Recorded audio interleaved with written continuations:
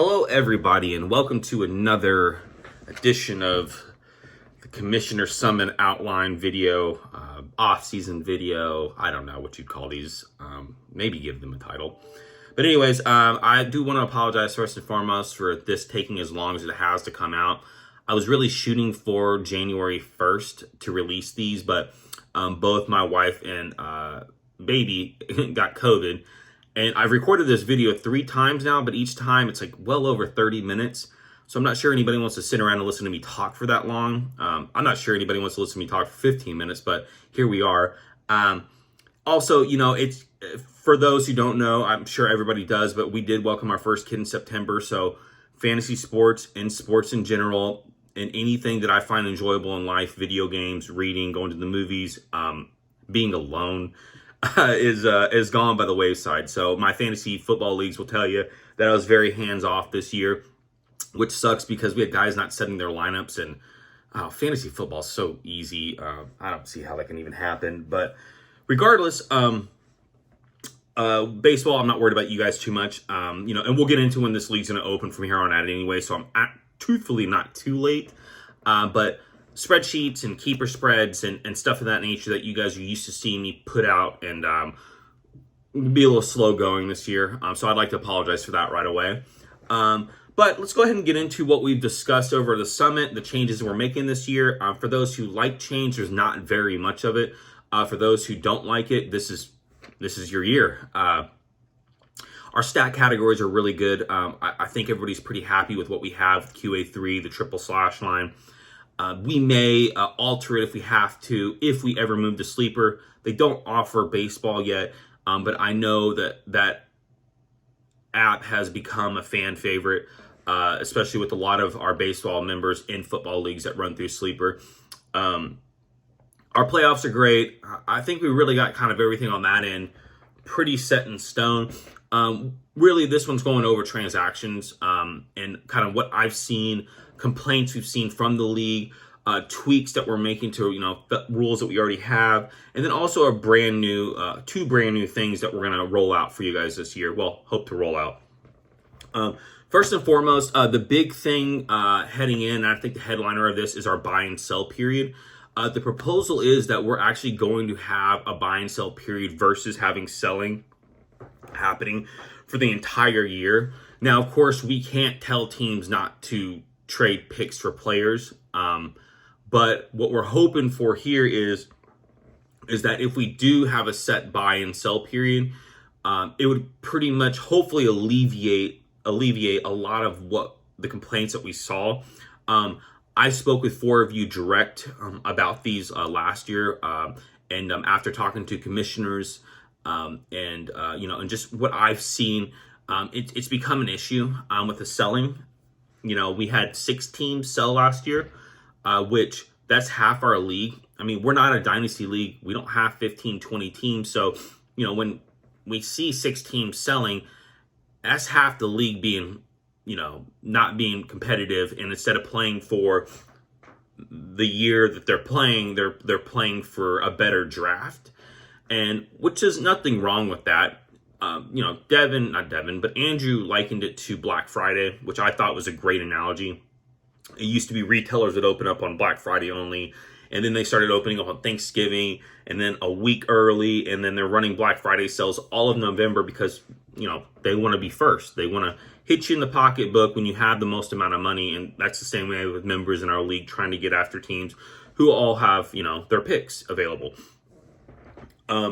So some of the complaints that I did see was, and this isn't meant to single anybody out. I'm actually part of the problem here.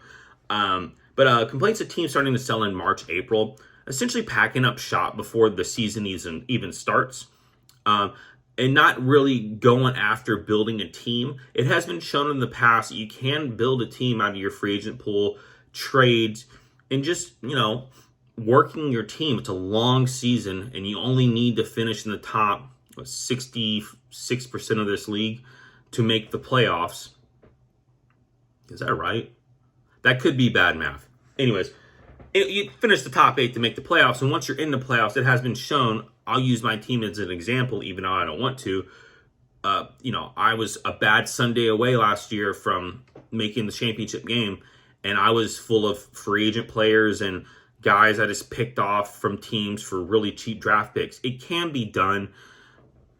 It's really hard when half the league is basically done by July to have a competitive baseball league. The big fix could be like, yeah, we'll just add more teams, but that's something that we don't want to do. So this is hopefully something that we can put in place that will allow teams more time to build and to see where they're at in July, in hopes that instead of having 6 teams sell, maybe we have 2 or 3 teams sell, because there's teams that have actually built up regardless of their discrepancy in the draft. And the fact that they don't have the most elite keepers, they've been able to, manage the pool, finagle some trades and just hit on some guys that make it so they have a competitive team come July. And instead of being a seller, they're like, well, hell, let's go ahead and be a buyer here. Another complaint last year was came directly to me, came directly at me from a member, was teams flip-flopping between buying and selling. I jumped the gun, I believe, twice on selling and once on buying. And it ended up really hurting me this year in terms of my draft. And also last year with the strength of my roster heading into the playoffs. I could see the annoyance out of it. I did apologize, and I do apologize to the league for that if that did rub anybody else the wrong way. It's the first time it's been done. It's going to hopefully be the last time that it's done. And a lot of complaints from the commissioners were like, they want to see more teams trying to build for the now versus the future. Again, we're not a dynasty league. We're not looking to build 10 years out. Grabbing minor league players as keepers, that doesn't really work out very often. Occasionally you'll hit and get lucky. Occasionally you'll overdraft a player. Ronald Acuna was overdrafted. It worked out really well. Julio Rodriguez in the 3rd round I was made fun of, and that worked out well. So we're just hopefully the teams are playing the game instead of just trying to play for the future and packing it in. So the proposal for this is we're going to have a buy and sell period start after each team has played each other once. Again, the hope is that teams are looking to build going into July, the dog days of baseball, and before our trade deadline, versus just selling off for future draft picks. Again, we cannot stop players from trading players for picks. We're just hoping that maybe if you get approached in April for a player for your 6th round pick, you take a little bit off the gas and wait to see who else is selling in July. And it should create a big rush of trades in a fun month of July when baseball is kind of at its most boring. And, our Discord lightens up a little bit and fantasy baseball just kind of puts on the back burner for that month of July, just like it does any midseason baseball. So what we'll do is once we have the buy and sell period start in mid-July, we'll announce it. We'll have a date set. I don't know the exact date. I think it is July 15th, but I'm not sure. From there, it'll be a free-for-all, a 4-week run of buying and selling teams that decide to sell. And it could be 6 teams again, but at least we know now that those 6 teams are trying their best to be competitive up until that point. And then, the buyers can load up, and it'll create a whirlwind and some excitement in July. So this is something we won't vote on. We're going to go ahead and just implement it. It's not league breaking. It's something that we can completely dispose of the next year if everybody hates it. Or if people do like it, and I think they will, we can add some tweaks here and there to, really clean it up. But I don't foresee this being a problem. I foresee it being nothing but positive, a positive thing for the league. So yeah, we'll see how it works. That leads us into our next thing that kind of comes off, it molds well with this, is future draft pick trading. Something I'm really, really excited about, something I've toiled over and talked to the guys before about, before anybody decides to lose their mind and thinking that teams are just going to tank out for 2 years and possibly leave the league. I really don't see that happening. The reason being is I hate to compliment you guys as much as I do, but we got a really, really good set of guys here, all of which I think are friendly with one another. Friendships have formed. There's some camaraderie here that, you just don't see in a lot of leagues. And that's 20 years worth of it here, which really helps. And the guy's been in the league for, 8, 9, 10 years. I mean, hell, we had multiple guys fly out from California last year and stay the weekend in Dallas. Guys driving from Northwest Arkansas to Dallas for this draft. It was just a lot of fun. In our fantasy dynasty fantasy football league, I don't know half the league members in the league, even though I run it, and we trade picks 3 years out. We won't do 3 years out here. We'll do 2 years out. And again, this is something that we will vote on. So the reasons behind it is number one is it opens up players to have more assets, 22 additional assets to work with. And also we're hoping that the drafts become a little less lopsided, because what we have seen is that there are certain teams in this league that will tank an entire year's worth of draft just to compete for a title. Some of y'all, this won't even affect very much because you don't do a lot of draft pick tinkering. But we're hoping that maybe as a buyer, instead of looking to trade, 10 picks the following year to try to win now, you have the ability now to split that up a little bit. Maybe trade 5 in 2025 and 5 in 2026. That gives you a full 2 off seasons and a season to recoup picks in 2026. Again, it just gives you a lot more to play with. It'll be a lot of fun to see what the sellers do here. Instead of selling out for this year, selling out all your players for this year to win next year, you have the ability now to kind of build a little bit for a 2-year period. It gives us a slight dynasty feel while not turning us into a dynasty. But say, you weigh against is a 6th and an 8th in 2024 better than maybe a 6th in 2025 and an 8th in 2026. Who knows? It adds a new wrinkle to our game here that we've never seen before. And the smart folks who, do a lot of managing, really tight managing here, again, this won't really affect you too much. To the dumb ones who like to, throw draft picks all around and trade keepers left and right, and this will just be a whole lot of fun for you. Again, we do have something in place, though, just in case somebody does screw up and not want to play anymore, which I don't think is going to happen. But if you do trade any picks beyond a year out, so for example, if you trade 2025 picks, this doesn't apply. But if you trade 2026 picks, just like in our Dynasty Football League, you're required to pay the buy-in for 2026. That goes for the receiving party too as well. This way we know that you're financially in it. You're not going to go anywhere. You've invested in this year, 2026, plus the President's Cup. So you're $450 deep already. But if you do decide to leave and we have to bring a new member in, we have the $100 needed to offer that member a free year so they can rebuild a team that could be in shambles. I'm very excited about this. I'm excited to see, another thing I was thinking about is if you don't have the bodies to trade for a big boy, this allows you a lot of extra assets to move, to make a play at, like a big guy like Ohtani or a top 10 keeper option, especially if that guy is in sell mode and you can offer him 2 years worth of picks for a big name, an expiring name.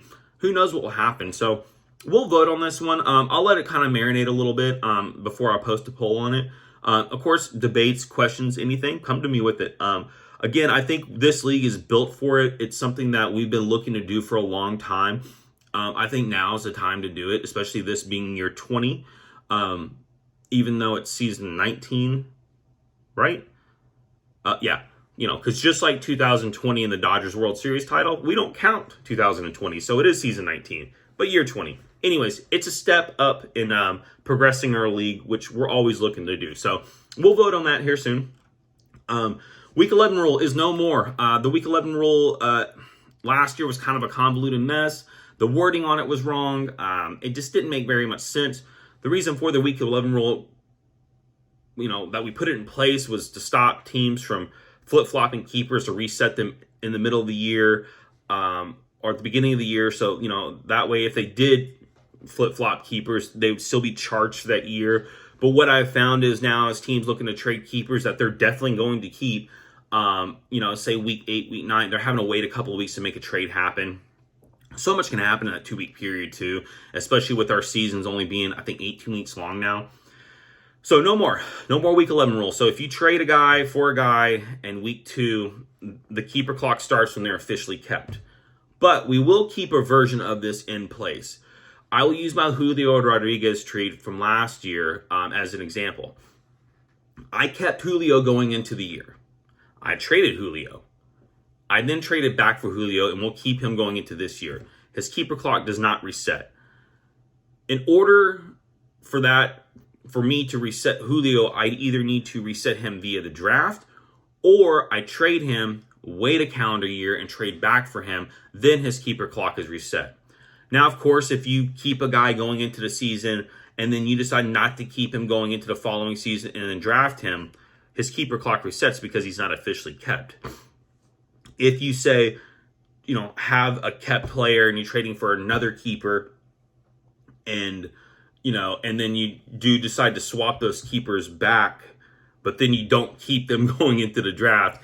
Essentially what I'm saying though is if you kept a guy and you traded him and then traded back for him in the same calendar year, his clock does not reset. But if you kept a guy and then you trade for him and then you don't keep him going into the following year and then you say draft him or not, then of course his keeper clock does reset. So I'll have somebody take a look at the wording on that again. I've tried 3 of y'all last year. Maybe I'll try Kevin Much or something, but it should make sense. And if you have any questions on it before you make a trade, or before the season starts, of course, ask. I'll have a write-up with all this stuff for you guys, and of course, rules revamped.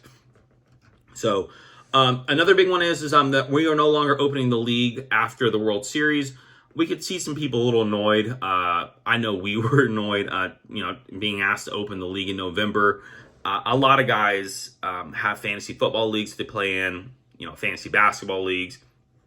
We run fantasy football leagues. I run a couple. So this just allows teams to kind of reset and get away from one another. Baseball is such a long, grinding season that, like, when you turn in and when you only give somebody a month off, and then all of a sudden they're having to, talk keepers and having trades thrown their way, in November, December, I could see how it can get annoying. So what we'll do is, and what we're going to aim for is getting the league opened, keeper spreads out, rule changes out, polls, all that stuff. The week after fantasy football ends. So that'll still allow a 3.5 month off season, which is plenty of time, instead of a 5.5 month off season. And also, I think Mike has to do something with the league twice when we open early. I'm not sure. I don't touch that stuff, but just know that you guys can still talk trades, do all that before the league opens. Just nothing will be official until January.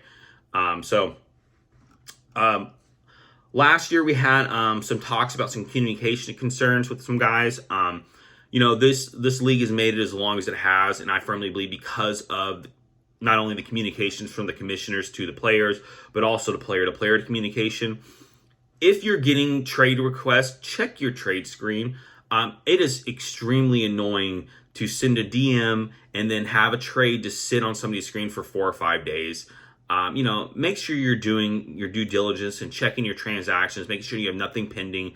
I know Discord can kind of be a pain with DMs. I miss them too at times. So we'll go ahead and have a spread posted with everybody's cell phone number. So that way, you can text with somebody.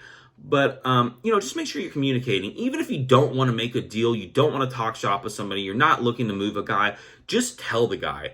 And on the flip side, if you are told that, or a guy's like, listen, I'm just not really in the mood to talk trades, I don't have time, whatever it may be, respect that and move on. Also know that when you do make a trade, though, and you have that 24-hour window where rebuttals will come in, making sure that you're answering those messages.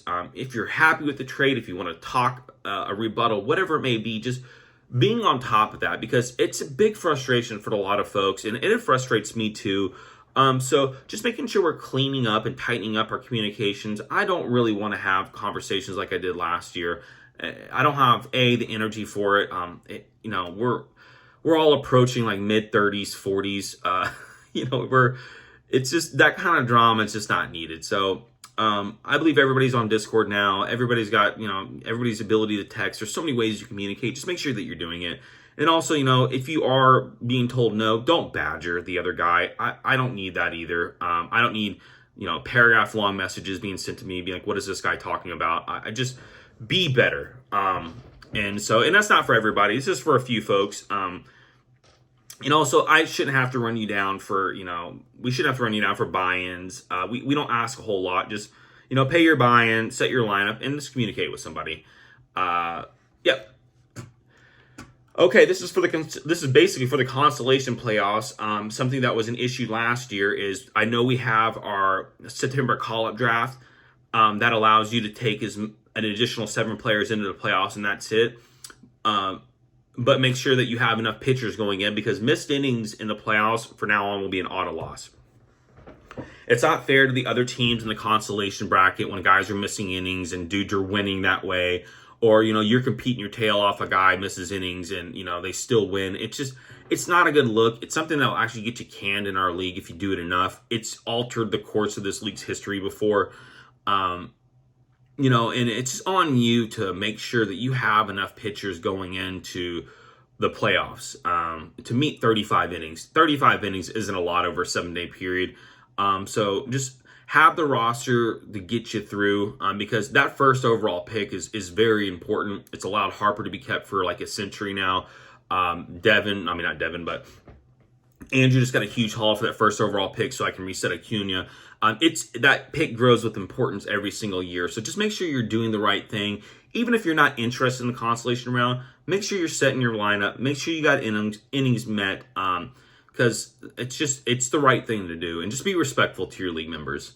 Last but not least, draft date. We don't have a date. We have a weekend. It's the weekend of the 16th. We're not 100% sure if guys from California are flying out for the draft. If they are, we'll draft that Friday night. If they aren't, we'll draft our normal Saturday night. We should know that date within the next, hopefully, couple of days. So just have that weekend kind of scratched out. If you have plans for that weekend, please let us know as soon as possible. And if you have plans for that weekend that come up after guys buy plane tickets, that's just not going to work. So just do your jobs. You guys know what we're talking about here. We do it every single year. Let's just make sure everybody's available for the draft, and it is at the draft. Besides that, I want to say big congratulations to Andrew. Big congratulations to Ryan. I know you guys just welcomed your first this year. We all 3 joined the Tatty Club. Big shout out to Devin, and I know they're welcoming their second. Huge congrats to Casey on getting married. It's really cool watching our league grow like this, and just watching, guys' lives change. It's one of the cool parts of this league. So I just want to say congratulations to you guys. That's awesome. Also to everybody else, be respectful of the new parents. We're tired, and we don't have a lot of bandwidth for much right now. So, anyways, it should be a great year. I'm really excited. It's year 20. For somebody who conceptualized this league, it's wild thinking that we are in year 20, and I think we have the group to take this another 20 years at least. So questions, concerns, comments, send them my way. Polls will be out soon. Write-ups will be out soon. You have any questions, like I said, just let me know. And all right, guys, I'll talk to you. Peace.